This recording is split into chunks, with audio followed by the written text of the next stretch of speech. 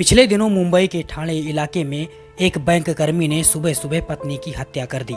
पत्नी का अपराध ये था कि नाश्ते में उसने पति को साबूदाने की जो खिचड़ी दी थी उसमें नमक अधिक पड़ गया था। पति को इतना गुस्सा आया कि नाश्ता छोड़कर उसने पत्नी की पिटाई शुरू कर दी।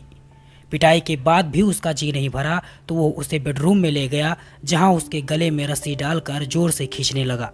12 साल के स्तब्ध और डरे हुए बेटे ने नानी और मामा को फोन किया तो इस घटना का पता चला और उस स्त्री को आनन फानन में अस्पताल ले जाया गया, लेकिन पहले ही उसकी मृत्यु हो चुकी थी। पति गिरफ्तार हुआ, पर अपने गृहित अपराध पर दुखी और शर्मिंदा हुए बगैर उसने पुलिस को बताया कि वो हाई ब्लड प्रेशर का मरीज है। पत्नी को यह पता था, ऐसे में उसे खिचड़ी में ज्यादा नमक डालना ही नहीं चाहिए था। ये संवेदनहीनता की पराकाष्ठा है। एक बेचारी औरत खाने में ज्यादा नमक डालने के जुर्म में पति की मार खाते खाते मर गई। पति को दुख और अफसोस होना तो दूर, पुलिस के सामने भी वो मर चुकी पत्नी को दोषी ठहराने में लगा हुआ था। क्या इसका मतलब यही नहीं है कि जो स्त्री अपने पुरुष के स्वास्थ्य का ध्यान नहीं रख सकती उसका मर जाना अच्छा है? समाज में स्त्री की जगह का पता इसी से चलता है कि खाना अच्छा न बनाने जैसे मामूली मुद्दे पर भारतीय उपमहाद्वीप में अनेक स्त्रियां मारी जाती हैं। इस साल के शुरुआत में उत्तर प्रदेश के नोएडा में एक स्त्री सिर्फ इसलिए अपने पति के हाथों मारी गई थी क्योंकि उसने उसे रात का खाना देने से मना कर दिया था।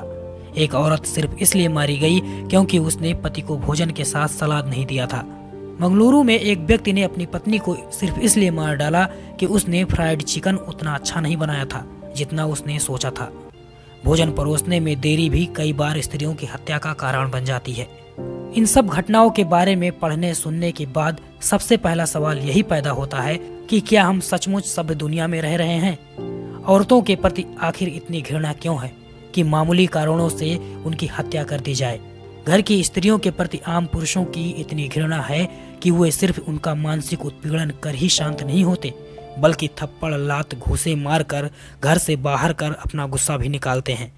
उनके अवचेतन में यह सोच जड़ जमाए बैठी है कि बतौर पुरुष अपनी स्त्रियों पर गुस्सा निकालने का, जुल्म करने का अधिकार उन्हें है। कई बार इस पर भी हैरानी होती है कि स्त्रियां यह सब कुछ चुपचाप सहन कैसे कर लेती हैं। फिर ख्याल आता है कि भले ही यह 21वीं सदी है, लेकिन इस उपमहाद्वीप की स्त्रियों को अब भी पुरुष वर्चस्ववाद का सामना करना पड़ता है। अगर वह विरोध करती हैं तो समाज तो दूर, परिवार की स्त्रियां ही उनका साथ नहीं देती। पश्चिम बंगाल के बहरमपुर में एक युवक ने साथ पढ़ने वाली एक युवती की भरी भीड़ में इसलिए हत्या कर दी कि वह युवती किसी दूसरे युवक से बात करती थी। पुरुष सिर्फ अपनी पत्नियों को ही व्यक्तिगत संपत्ति नहीं समझते, अपने साथ पढ़ने और काम करने वाली लड़कियों को भी अपनी संपत्ति समझने की खुशफहमी पाल लेते हैं। बहरमपुर का वह जुनूनी युवा उस युवती को लगातार चाकू मार कर ही शांत नहीं हुआ। थाने में जाकर पुलिस से उसने बार बार यही पूछा कि वो लड़की मर तो गई है ना। पश्चिम बंगाल के ही हांसखाली में दोस्त के जन्मदिन में गई युवती की बलात्कार के बाद हत्या ऐसी ही एक नृशंस घटना है जिस पर काफी हंगामा भी हुआ। स्त्रियों का निरंतर उत्पीड़न करते करते पुरुष उन्हें ऐसी अवस्था में पहुंचा देते हैं कि कई बार स्त्रियों को मार डालने की भी जरूरत नहीं पड़ती, वे खुद ही अपने आप को खत्म कर डालती हैं और इस तरह वे पुरुषों का काम आसान कर देती हैं। क्या आपको आईआईटी की पीएचडी स्कॉलर 28 साल की मंजुला देव की याद है, जिसने पति के अत्याचार से तंग आकर एक दिन फांसी लगा ली थी? हमेशा हंसने वाली मंजुला को ऐसा भीषण कदम क्यों उठाना पड़ा? क्योंकि उसका पति मायके से 25 लाख का दहेज लाने के लिए उसे तंग करता था। कोई कामकाज न करने वाला मंजुला का पति एक दिन अपना घर छोड़कर उसके फ्लैट में आ धमका था।